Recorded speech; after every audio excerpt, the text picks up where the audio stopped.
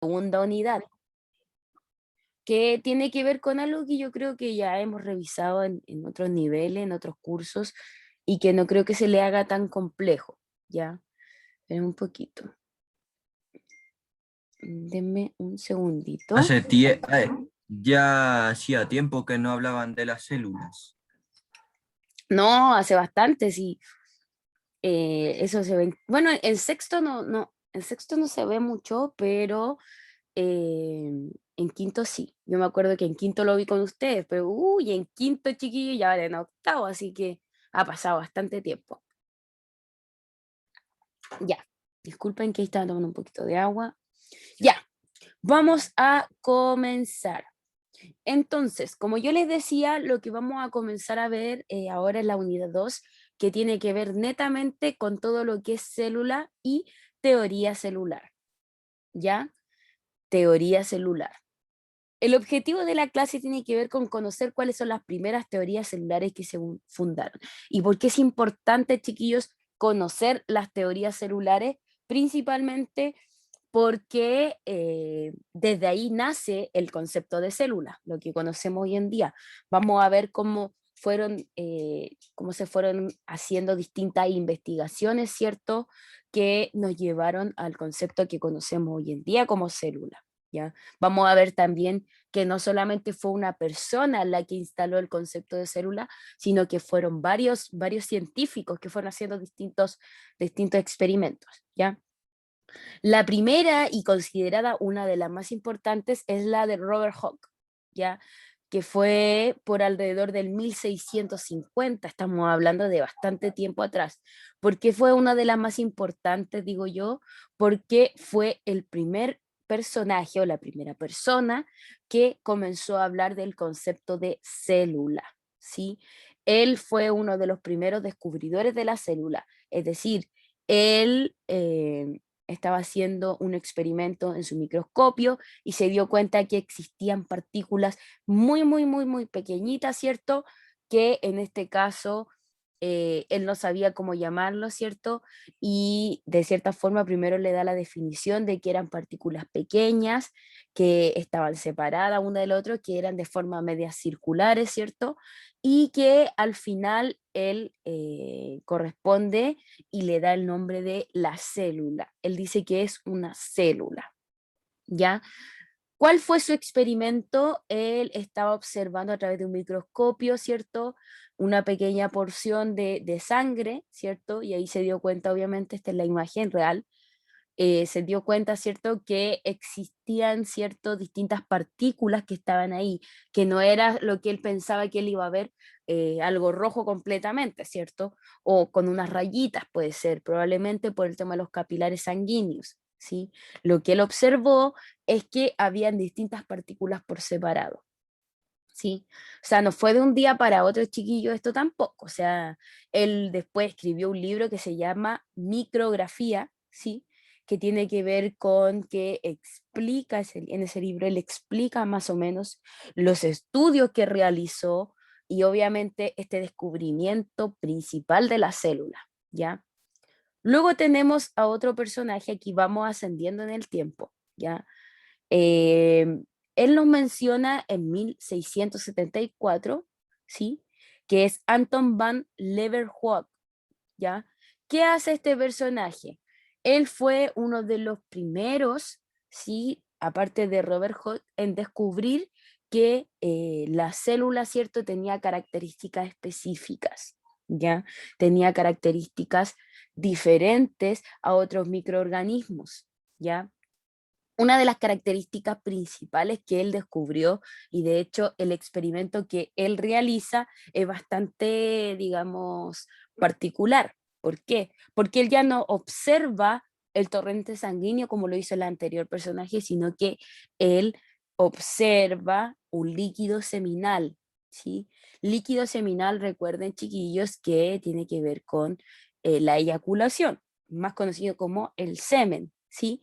Él observa líquido seminal y descubre que este líquido seminal que él observó contiene algunas partículas que se mueven, ¿sí? contiene microorganismos y contiene esto que nosotros conocemos hoy en día como espermatozoides. De hecho, esta imagen que está acá, chiquillos, es real, es la que él dibujó, es de este personaje, ¿cierto? De su descubrimiento. Son distintos tipos de espermatozoides y él se da cuenta que estos distintos tipos de espermatozoides tienen distintas características, ¿sí? Tienen distintas características. Entonces nos vamos dando cuenta que con el paso del tiempo se fueron haciendo descubrimientos. Primero, Hawk que descubre, ¿cierto?, la célula en sí chiquitita a través de un torrente sanguíneo, y luego este personaje que descubre una célula llamada espermatozoide, que es un microorganismo, ¿cierto? Y descubre que tiene distintas características, ¿sí? Luego pasó bastante tiempo, en 1838, el señor Matthias Leiden, ¿cierto? También haciendo sus descubrimientos, postula que, chiquillo, y esto es súper importante porque aquí nace un nuevo concepto, postula que las plantas están formadas por células, ¿sí? Fíjense aquí que esta es una imagen real también de un extracto de una hoja o de un tallo, ¿cierto? De una planta, en donde él se da cuenta que existen distintos bloques, sí, obviamente de color verde porque estamos observando una planta, distintos bloques de color verde y que esos bloques él los va a llamar la célula. Y fíjense bien que por qué digo que él es tan importante, porque es la antesala de lo que vamos a conocer como las células de tipo vegetal. ¿Ya?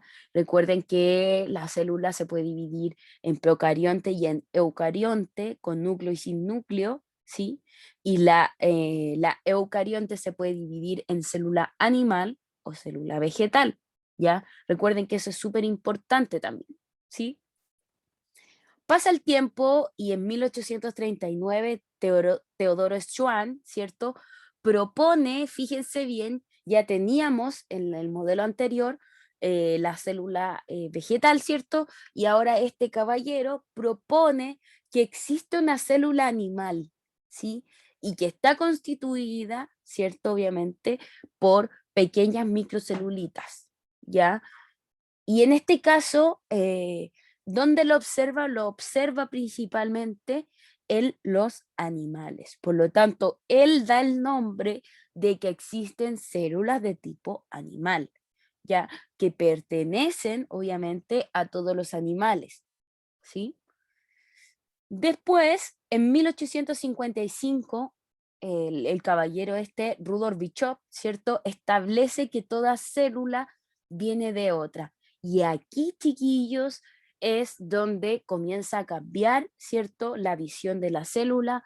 Este descubrimiento que hace este caballero, ¿cierto?, es sumamente importante para lo que es la teoría de la teoría celular de la mitosis, la meiosis, y obviamente esto también sirve, chiquillos, para en un futuro el descubrimiento de enfermedades, ¿cierto? Saber cómo mutan las enfermedades, etcétera, etcétera.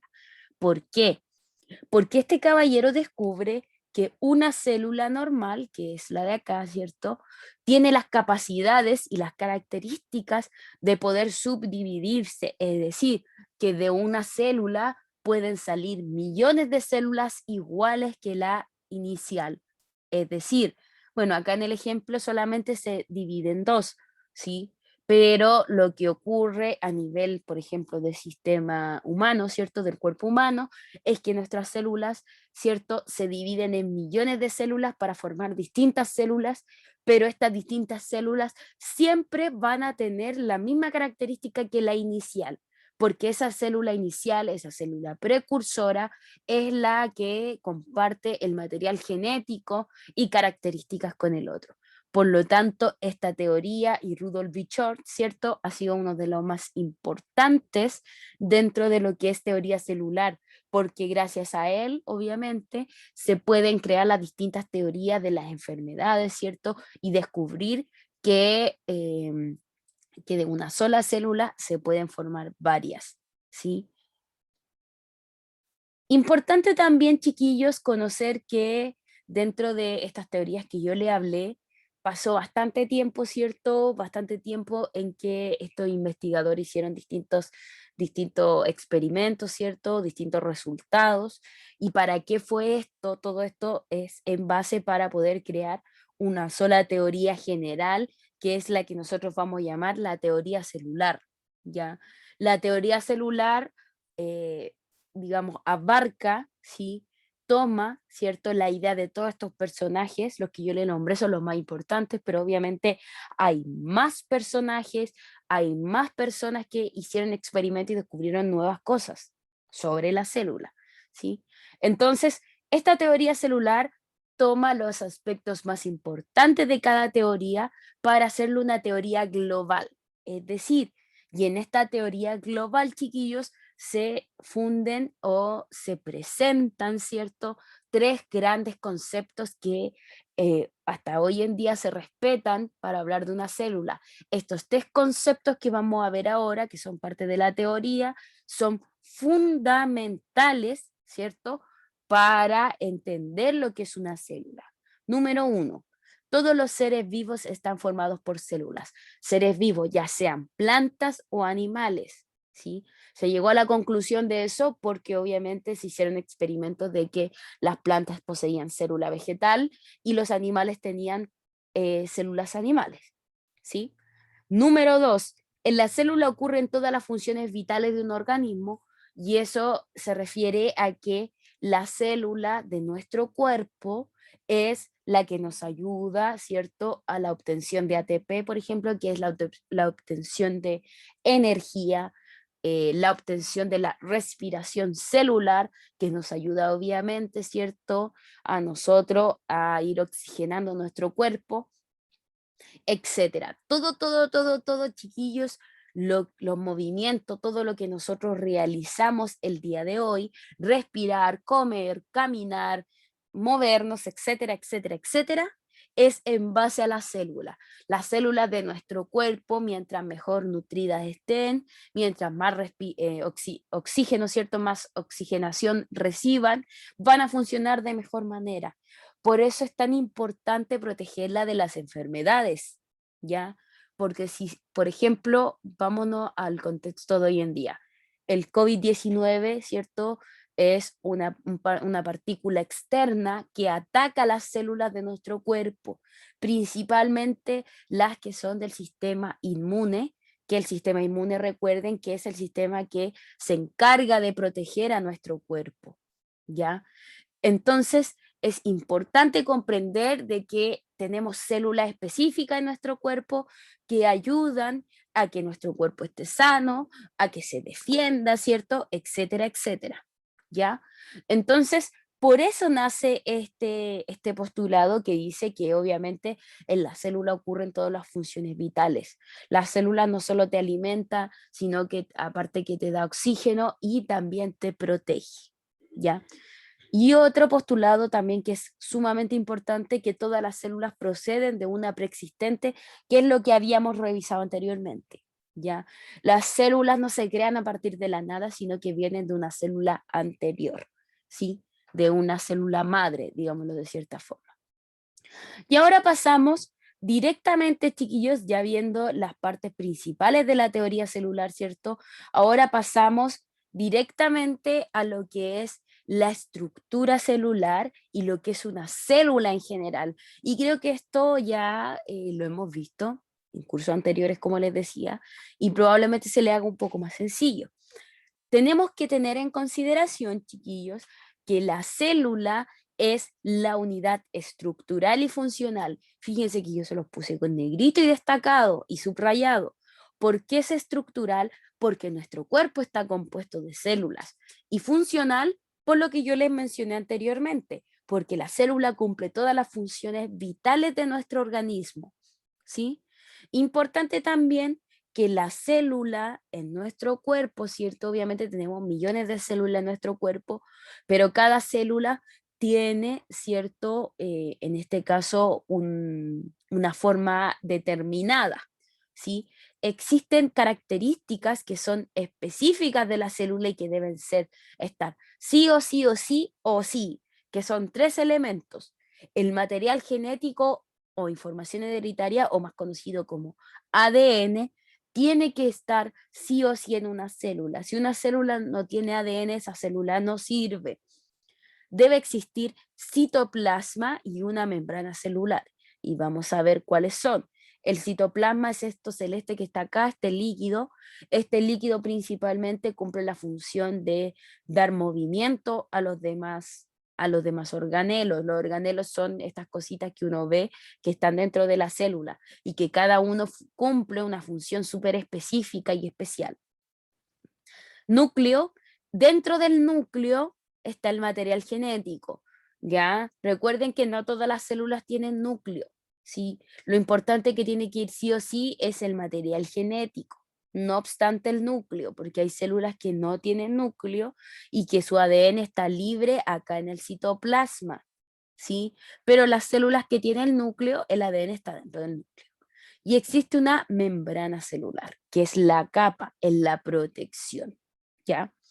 El núcleo, chiquillos, como les digo, es importante. ¿Por qué? Porque principalmente contiene el material genético y el material genético, recuerden que el material genético es un ADN que son dos hebras, hebras son, digamos, unos palitos, pongámosle, ¿ya? Son dos hebras que se van entrelazando porque se van mezclando con su material genético correspondiente, ¿sí? Les voy a mostrar ahora un ejemplo más claro. Lo que nosotros conocemos son los cromosomas, ¿sí? Probablemente usted ha escuchado que el ser humano tiene tantos pares de cromosomas, ¿cierto? Y por ejemplo, cuando se producen las enfermedades es en algún tipo de los pares de cromosomas en donde hay un error. Por ejemplo, el síndrome de Down, chiquillos, hay un, no sé, no me acuerdo si era el 11 o el 12, pero el cromosoma 11 o 12 es, estoy dando un ejemplo, ¿sí? Es el que tiene falla. Por ejemplo, en vez de ser larguito, es más cortito, y al estar justo en ese número de cromosomas, en ese par, ¿cierto? Produce el síndrome de Down, ¿ya? Pero el cromosoma, ¿qué es, chiquillos? Si nosotros este cromosoma que estamos viendo aquí lo estiramos, vamos a ver lo siguiente. Fíjense acá, estamos estirando, ¿cierto? Una hélice, una hebra, y esta hebra va a ir mostrando esta característica si nosotros la vamos estirando. El cromosoma está súper enrollado, enrollado, enrollado. Esto es lo que va en el cromosoma, ¿sí? Pero enrolladísimo, enrolladísimo, enrolladísimo. Y aquí estamos haciendo una especie de estiramiento. Fíjense que esto amarillo, esto que está acá, son las proteínas, ¿cierto? Del ADN. Y fíjense acá que nosotros tenemos dos hebras, esta de acá, ¿cierto? Y la de acá, voy a mejor evidenciarlo acá. Hebra 1 y hebra 2. Cada hebra lleva una letra y a eso le vamos a llamar las bases nitrogenadas, ¿ya? Las bases nitrogenadas, chiquillos, es en donde está nuestro material genético. ¿Y qué es lo que hacen estas bases nitrogenadas? Tienen que unirse a la base nitrogenada que le corresponde, ¿sí? Por ejemplo, timina con adenina siempre deben ir juntas, o puede ser A con T o T con A. Por ejemplo, guanina y citosina, Y y C, siempre deben ir juntas, o así al revés. Y y C o C y Y. Fíjense acá, T y A o A y T. Siempre esas. Lo que no puede ocurrir, chiquillos, es que, por ejemplo, la guanina, la G, se junte con una A. Si pasa eso, quiere decir que el cuerpo en donde hubo eso va a producirse mutaciones. ¿Ya? Es timina con adenina y guanina con citosina. T con A y G con C. Siempre, siempre, siempre. Si este orden no se respeta, es decir, se mezclan todas entre sí, pueden ocurrir mutaciones en el cuerpo. ¿Ya? No es positivo que ocurra eso.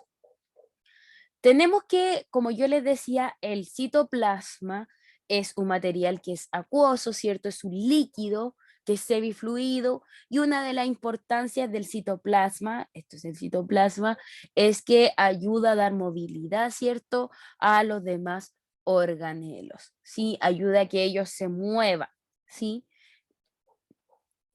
Bueno, aquí yo les puse los organelos que están presentes en el citoplasma. Todavía no los vamos a revisar como cada función, sí, solamente se los nombré.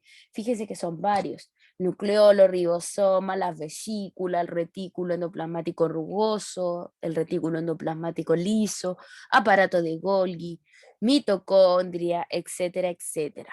¿Ya? Lo vamos a ver en las próximas clases con más tranquilidad, pero fíjense que el citoplasma es bastante importante porque son varios los organelos que están dentro de una célula, ¿ya? Y finalmente tenemos, chiquillos, lo que es la membrana plasmática, que es súper importante, muy, muy, muy, muy, muy, muy importante para lo que tiene que ver con el intercambio de partículas desde el exterior de la célula hasta el interior. La membrana plasmática, recuerden que es la capa que cubre a la célula, a todo lo que está dentro de la célula. Debe ir siempre sí o si no, esta célula pierde su forma y obviamente los organelos van a estar esparcidos por todos lados. ¿Ya? ¿De qué está formada esta membrana? No es solamente una capa que lo cubre, sino que más o menos es de esta forma, microscópicamente de esta forma. La membrana, ¿cierto? Digamos, esferas chiquititas, ¿cierto? Que están cubriendo, ¿sí? Una al lado de la otra. ¿Por dónde entran, chiquillos, las partículas externas a la célula? Por esto que nosotros llamamos, ¿cierto? Los canales iónicos, que son de proteínas, ¿cierto? En algunos casos, y de fosfolípidos, ¿sí? Fíjense que son unos como, puede ser, como unos tubos que pasan de lado a lado, ¿sí? Traspasan la membrana, por lo tanto, por estas aberturas, esta o esta de acá, ¿cierto? Puede que ingresen las sustancias desde el exterior, ¿sí? Que es el medio extracelular, al medio intracelular, que es el interior, ¿ya? Esta foto de acá es una foto microscópica, ¿cierto? A través del microscopio de la membrana celular de un cuerpo, ¿sí? Fíjense que la membrana celular vista por el microscopio, ¿cierto? Es de esta forma, más o menos, ¿sí? Es una capa, ¿sí? Que cubre y que se ve con una línea arriba y una línea abajo y que pertenece principalmente a esto que está acá, que son estas pelotitas que vemos en esta imagen. Esta es una imagen realista en 3D, chiquillo, no es real, ¿ya? Cuando me refiero a que en 3D, claro, en 3 dimensiones, es una acercación, no es que hayan sacado un pedacito de membrana y lo hayan visto y se ve así, porque en la realidad en el microscopio se ve de esta forma, ¿ya? Esto solamente es una representación, ¿ya? Chiquillos, me gustaría saber si existe alguna duda o consulta sobre lo que acabamos de ver hoy en la clase. No, no, profesora. Me parece perfecto, me parece perfecto. Chiquillos, importante, sí, a mí me gustaría que para la próxima clase pudieran prender sus cámaras, ¿ya? Igual me gusta interactuar, verlo. Yo sé que si no hay duda, no es necesario interactuar, pero también es entretenido cuando, gracias Joaquín, cuando vamos conversando también. La idea es que ustedes también Ya aporten. Dígame. prendería la cámara, pero justo estoy almorzando. Ah, ya, no se preocupe, no se preocupe. Como les digo, chiquillos, bastante entretenido cuando interactuamos, ¿ya? Si hay dudas, consultas, no dude ¿cómo se dice? En interrumpir nomás. ¿Ya? No cuenta como interrupción, de hecho, cuenta como aporte. ¿En qué parte del cuerpo está esto? Todo esto está en todo nuestro cuerpo. Por ejemplo, vamos a ver la mano. En toda nuestra mano hay células. En toda nuestra mano hay células. En toda nuestra mano hay células. Que obviamente uno no las ve porque son micro pequeñas. ¿Ya? Si hay tejido, hay células, porque el tejido de la piel, está compuesto por células. ¿Sí? El cuerpo humano tiene más de 1 millón de células, chiquillos. Todo lo que hay en nuestro cuerpo es célula, ¿ya?